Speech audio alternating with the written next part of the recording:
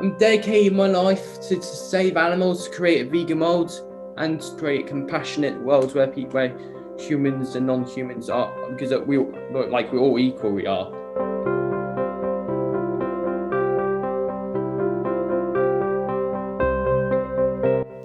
Hi beautiful beings, it's Rebecca, the vegan pixie warrior, and welcome to my channel. Today I am talking to my wonderful and beautiful friend Lucas. Lucas and I met at an outreach event. I was doing a Cube of Truth and him and his dad came over to tell us they were vegan and that they thought what we were doing was great and they were 100% behind us. And Lucas is amazing. I'm so glad that he's in my life. He's 16, he's on the autistic spectrum, and he is a fierce and wonderful and passionate advocate for the animals. Really hope by the end of this video you'll let go of some blocks that you have from stopping you getting out there and talking for the animals, or doing some stickering, or doing some chalking, or wearing a t-shirt. So yeah, enjoy the interview, and I hope you fall in love with Lucas just as much as I have. So I want to say a massive thank you, Lucas, for agreeing to come on my channel. How are you today? Yeah, I'm right. I am. Yeah, you're good. It's not been great weather today, is it? So it's at least we're inside and dry. So Lucas and me met, oh God, probably almost 2 years ago, I think now that we first met. Yeah, I think I met you back at 2019 and when you were doing the AV event. Yeah. And you came over and said hello, and we talked a little bit, and I met your dad, and Yeah. It was something that you were telling me you were vegan. So can you tell me, because I know how you went vegan, because I know your dad and we've spoken before, but the people watching don't know. So can you tell people why you went vegan and when that was? I'll explain it to you. So let me go back to a long time ago because back then I wasn't vegan. I used to eat meat, dairy, and eggs, and I used to always like the taste of it. I used to love the taste of these products, and I used to go to pizza and McDonald's, and I used to go to pub to have a Sunday roast and stuff, and I used to always have Gavin, and I used to always love the taste of these products I did, and always enjoyed them, and I used to have woolly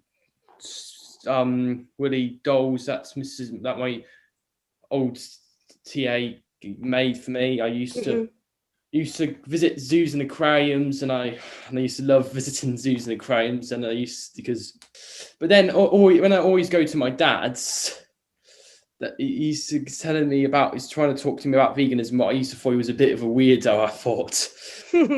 Yeah, I used to think people that talked about veganism were weirdos as well. So you're not alone now. I think everyone thinks that. Yeah, and I made him buy a sausage roll. I did.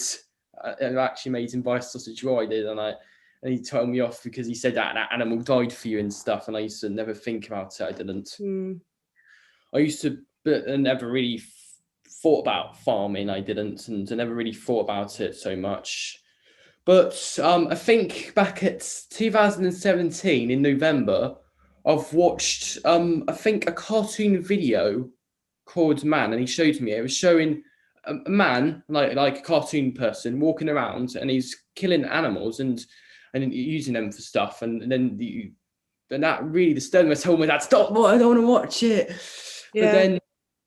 But that made me a bit think, really. And maybe then I went back home and had a bit of a think about it. Then I went veggie for about a month in December. Then when it was January 2018, I went vegan just like that. Even though I've accidentally had a bit of milk chocolate, but then I went vegan just like that. I think some people have accidents when they first go vegan, and that's nothing to beat yourself up about. And I think that's lovely that I know the cartoon, when you described it, I know exactly what you're talking about, exactly the one. And it's quite a simple one, but it's very powerful. And I'm glad that you made that connection, because we wouldn't have met otherwise. So I'm happy. Whereabouts in the world are you based? Because you've got two homes, really, haven't you? So one in Bristol and one in Devon. Yeah, that's right.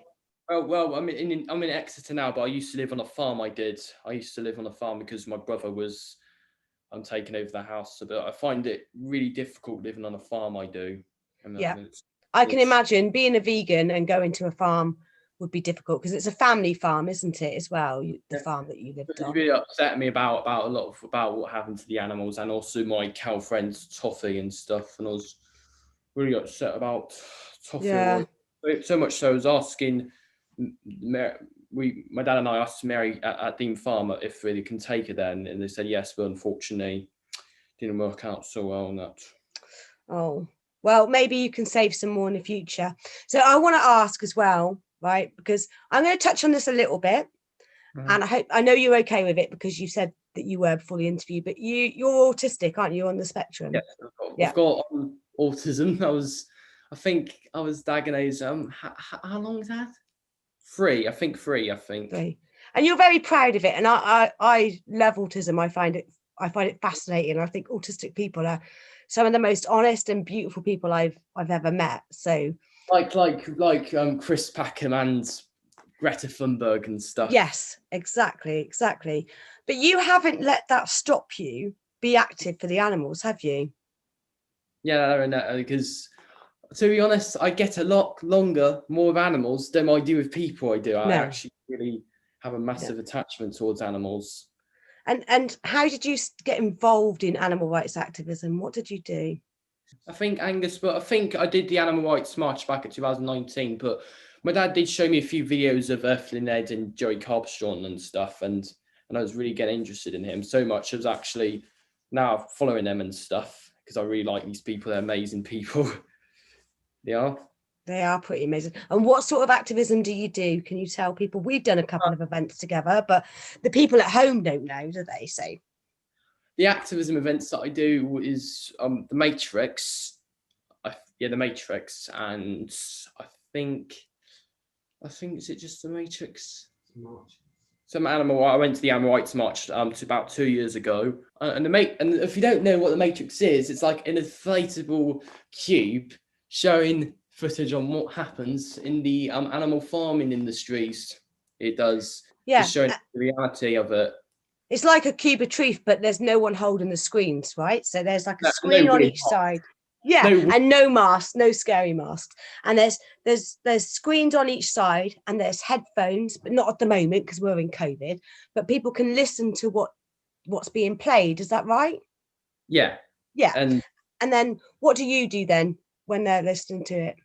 Yeah, I have I help out with my dad and talk to them and stuff, and talk to them. What do you think about this? And they and we explain it very calmly. My dad and I do. We don't get preachy and stuff. Even though inside you're like, stop doing this to the animals. You're being calm and approachable with the public.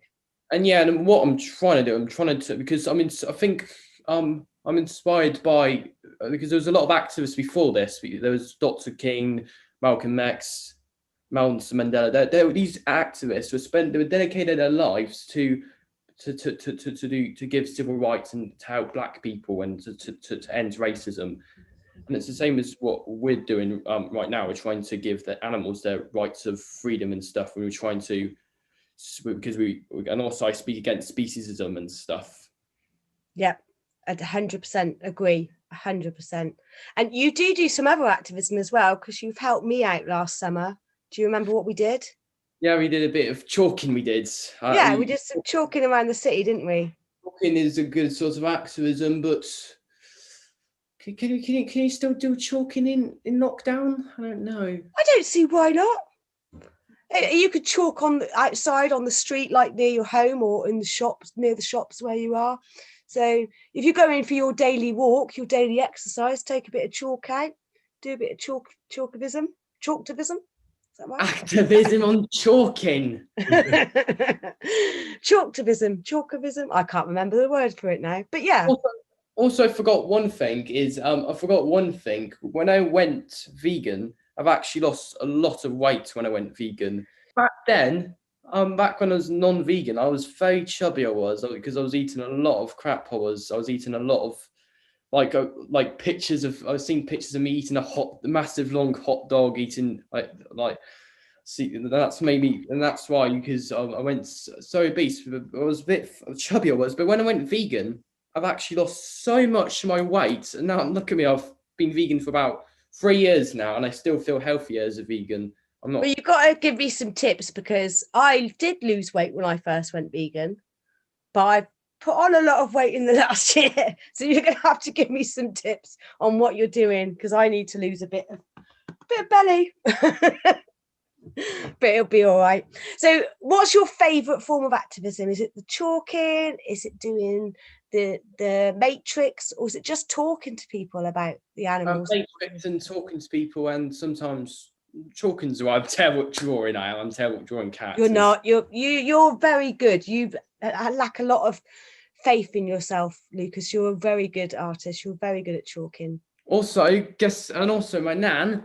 My nan called Anu is actually doing veganuary. She's my nan's doing veganuary. That's great news. See, that's what I love about you, Lucas. And this is why I love being around autistic people. Is you say what you want and you mean what you say, and that's having an effect. And I love how outspoken you are about the animals. It's an inspiration to all of us. And if you can do it, then why can't other people? Yeah, exactly. Because even though family are one of the most hardest people to change, it feels like my nan's a bit more open. It feels like Arnie's a bit more open-minded to it. And what do you love most about talking to people? I like them to open their eyes to it and speak to the reality of it, because there's a lot of lies that these industries always spread, like the saying, they put labels like free range, organic, high welfare, and humane. These are just all labels. They're not mean for the animals. They're there for people to make them buy the product and stuff. Yeah. And what does it mean to you to be an animal rights activist? To me, it's like, I feel like it's my calling, and I feel like my family has grown massively. I've so many connections now in the activism world, and I feel like it's my responsibility to speak up for the animals. What do you think? Because I just love animals, and I just love animals, and that's why I'm vegan, really, because I don't want to be a hypocrite anymore. Because I remember the time I was in Dawlish, I saw a pig being barbecued. I was absolutely outraged about it. I was like, "Oh, are you?" But then I was going back home eating bacon and sausages and stuff. So it was but I didn't think about it. I didn't know back at that time, because I was a young kid. I didn't know anything back at those times because nobody told me about it. That's fine. That's why I got flush toilet. I've got Dean Farm. Yeah, you love Dean Farm, right? Yeah, I love Dean Farm, and also I love going to Pear Tree as well. These are just like you, like what you said on the interview.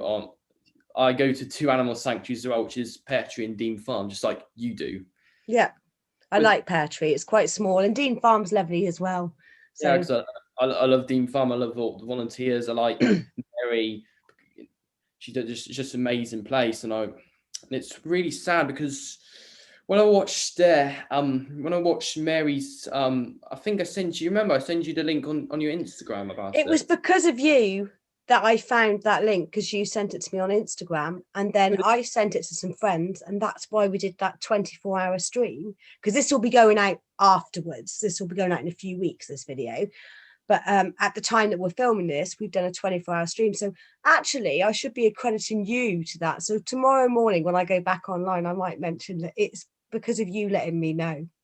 Yeah, and also when I watched Mary's video, that when she said that they're struggling, that made me have a bit of a panic attack. I was like, oh my god, I got to do it quickly. I was like panicking a bit, and it was just happened the same time. That video happened the same time when we were watching Chris and Megan's South Isaiah Bird Club, and it was hard to watch it because I was worrying about the sanctuary. I was like, oh god, I'm worrying. Yeah. Well, don't worry, because let me just check. While we're online, I will just check where we are with donations. So we're at £440 at the moment with donations. So that's brilliant. So that's really good. If you watching this video, and does Dean Farm have a YouTube channel? Dean Farm does have a YouTube channel. Would you like me to put the link in the description? Yeah, put the link in the description because I've got my Dean Farm t-shirt on. Brilliant. I don't have a t-shirt. I've got a bag, like the shopping bag. Well, I've got a t-shirt. You really got to get that t-shirt. It's really amazing. It is. Yes, I agree. So much so, Mary told me to wear this. She did. Did she? Brilliant. Also, I heard on one of your interviews with the family, the vegan family, you mentioned a bit about me. You did. I did mention a bit about you, and you've got some news to share with everybody. Do you want to tell them what's going on? What I've got to show to my school, because I was upset now, because the reason why is because, sorry about that, my okay. friend. Because what happened is that was really struggling a lot of my school, because number one, the Mr. Jenner, you don't know about him, but he's an outdoor education teacher.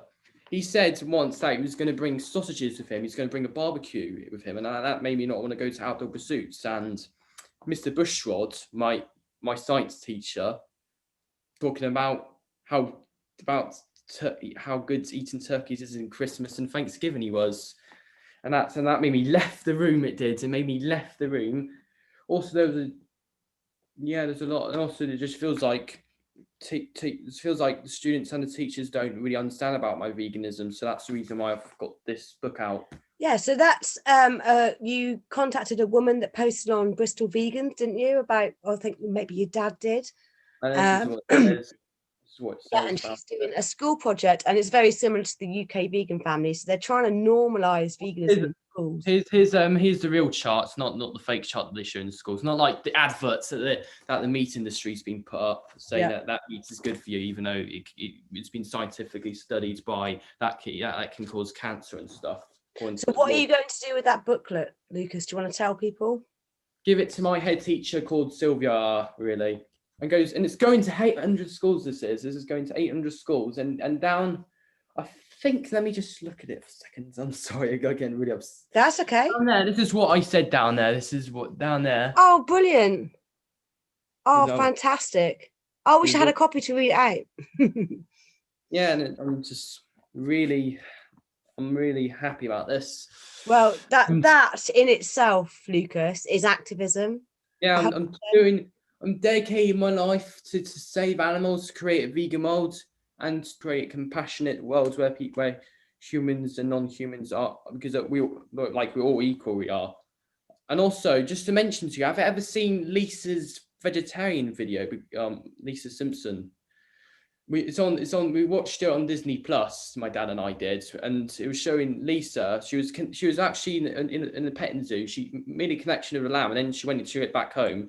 She was trying to eat the lamb, but she realized that was an animal, and she didn't want to eat it anymore.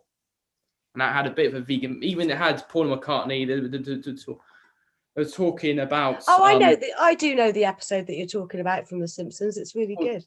Even though it's called vegetarian, but it does have a bit of a vegan message into it. Yeah. Also, go on. Sorry, what were you going to say? Also, there's a lot of also I think my dad showed to me Carnage as well. That was a good one. I love Carnage. That's really good. I spoke to Marissa from Vegucated about it, and she hasn't seen it yet. So you have to watch it. It's such. Yeah, and I've also seen a bit of Vegucated as well, and that was pretty interesting. It was, even though, to be honest, they were showing a bit of gory scenes in there. There was a little bit, yeah, which I know you don't really like watching that sort of footage. So I did warn your dad about it, because there was a little bit in it. But what I want to ask you, what I want to end on today is, what would your message be to people out there that are vegan, right, but aren't doing any chalking, or they're not doing a matrix, or they're not doing a cube of truth? What would you say to them to inspire them to get out there and speak up for the animals? All you got to do is to visit a sanctuary. Go to maybe when this whole lockdown is over, maybe in April, you go to www.Dean Farms Trust, or go on a Facebook page and click on go book tickets there. Go to the sanctuary, make a connection to the animal. Then you get inspired to do a lot more activism you do when you visit an animal sanctuary, because when you visit an animal sanctuary, I know you go. I know you become a bit more active after you visit there. That's what I've heard. Yeah, I agree. That's what I've heard. Also, I think, yeah, I know I think there's, how many animal sanctuaries are in the UK? I don't know. There's a lot. So There's a there's lot. some all over the UK, isn't there? And there's a lot of all over the UK. And also, have you ever heard of Jay, who used to be a bee farmer and then he switched to Yeah. have you ever seen the documentary Do you 75 know what? Cows? I haven't seen a documentary yet, but I do know about him, and I've seen some clips of the documentary, but I've never watched it. And I believe Joey visited him the other day, didn't he? Yeah, and To also and video. also he took all of his cows to Hillside Animal Sanctuary, and also the Vegan Society actually helped him out, and now he's doing a veganic farm, and also he's growing oats here. He's making oat milk here. It's just so easy, and I think a lot of people don't realise, they don't know about the Vegan Society. It's called the Grow Green Project, and Yeah. it's a really good way of helping farmers transition over to plant-based. Also, I think the best sort of, also I remember once George Martin, your friend George Martin, actually recommended us to watch the best speech you ever heard. And my dad and I watched it back home. It was pretty good. It was Gary Ross, was spot on. He was like telling the right stuff. He was going up to college. He was saying all the stuff. There were some graphic scenes, but he was just talking about he was like spot on. He was, that was inspiring. He was Very inspiring. And I hope that me sharing your story today will inspire other vegans, because, you know, some people use different excuses as blocks as reasons not to get active, but you have got autism, which comes with its own struggles, like communicating and making eye contact and being in difficult situations that can make you feel uncomfortable. Yet you haven't let that stop you speaking up for the animals at all, have you? And I know some people get that are a bit shy to do activism. They are like my dad's friends called Adam. He's a bit shy to do activism. He is. Yeah. But Is it? we both suffer with anxiety, and I've spoken to you about my anxiety before, haven't I? And how I Yeah, get worried about things. But I think you're fantastic. I'm a fantastic person. You I'm really, are. and also you said your favorite animal is a cow. My favorite animal is a pig. I actually really love pigs. They're such amazing animals. They are. I just love seeing pigs so much. So I used to visit the Wimble City Farm, and I used to love seeing the pigs until when I went there. I saw in the fridge, and there was a pig in the fridge. It was called. I know that really upset me. It did. So when I saw a dead pig in the fridge, and that made me not want to go to the Wimble City Farm ever again. It didn't. Yeah, that's the problem with city farms. A lot of them they're working farms. They're just they still kill the animals, which is upsetting. That really upset me. It did. I made friends with that pig. I loved that. It's like it was coming up to me, accepting a belly rub. And then also the weirdest part is when people going up to the pigs, calling them sausages and stuff. And that really was, but that was Just shows the disconnect, and this is why we need more vegans speaking up, right? also we left leaflets there. Don't tell the place, but we leave leaflets there, like Viva leaflets and stuff. So that's another form of activism I hadn't thought of doing. I might go and visit these city farms now and leave some leaflets there. Yeah, because the problem with city farms is they put pictures of all the like you've seen farm books and stuff. All McDonald's had a farm. They show pictures of one cow, one pig, one chicken, and all these animals all living in harmony with Smiley Cheek Farmer. But they don't show the fact of the farms and the slaughterhouses at the end of these No, things. no, they don't. All McDonald's had a farm, for example, that shows that, but they don't show a slaughterhouse at the end of the No, thing. that's why I like Petter's. When Petter did that video about old McDonald's had a farm. Have you seen that one? I like that. It's clever. I don't know about it. It's clever. It's clever. But yeah, thank you again for joining me. And I really hope that this interview helps some people. And I'll see you on the streets after lockdown. I'll see you on the streets that are made when I don't know when lockdown's going to be over, because I am getting a bit stressed about it. Yeah, I think we all are. We enjoyed that video. Lucas is lovely, isn't he? He's just such a peach, and his family should be so proud of him.